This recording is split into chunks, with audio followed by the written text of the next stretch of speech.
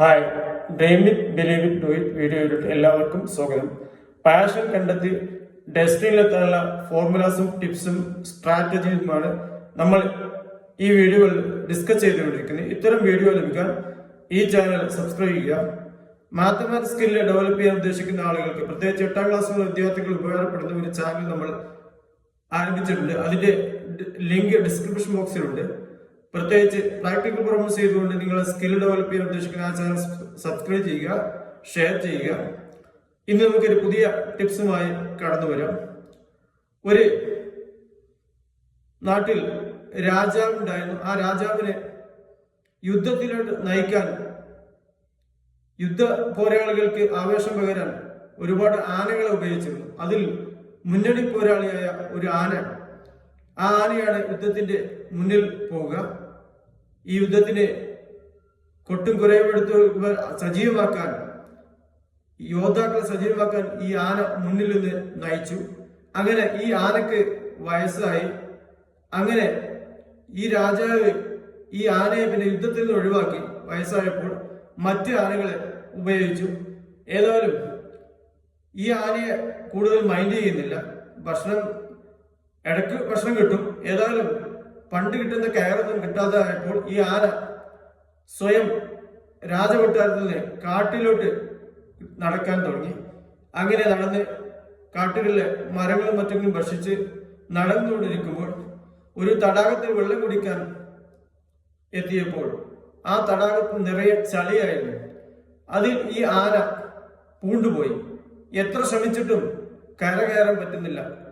തന്റെ എത്ര ശ്രമിക്കുന്നതോറും ഈ ചളിയിൽ പൂണ്ടുപോകുന്ന അവസ്ഥയാണ്. അങ്ങനെ നാട്ടിലെ ഈ കച്ചറ കുട്ടികൾ, അതായത് ഈ പീക്കിരി പയ്യന്മാരെ ഈ ആനക്കടുത്ത് കൂടി കൂക്കി വിളിച്ചു കല്ലെറിയാൻ തുടങ്ങി. ആന ഒരുപാട് ശ്രമിച്ചിട്ടും ഈ ചളിയിൽ നിന്ന് എണീക്കാൻ സാധിക്കുന്നില്ല. അങ്ങനെ അതുവഴി ഒരു ബാൻഡ് വാദ്യ മേളക്കാർ വരികയാണ്. അങ്ങനെ അവർ ഏതോ ഒരു ആഘോഷത്തിന്റെ ഭാഗമായി നടന്നുകൊണ്ടിരിക്കുമ്പോൾ ഈ തടാകത്തിന് ചുറ്റും വന്ന് ഈ കുട്ടികളുടെ ആവേശം കണ്ടപ്പോൾ ബാൻഡ് കൊട്ടാൻ തുടങ്ങി.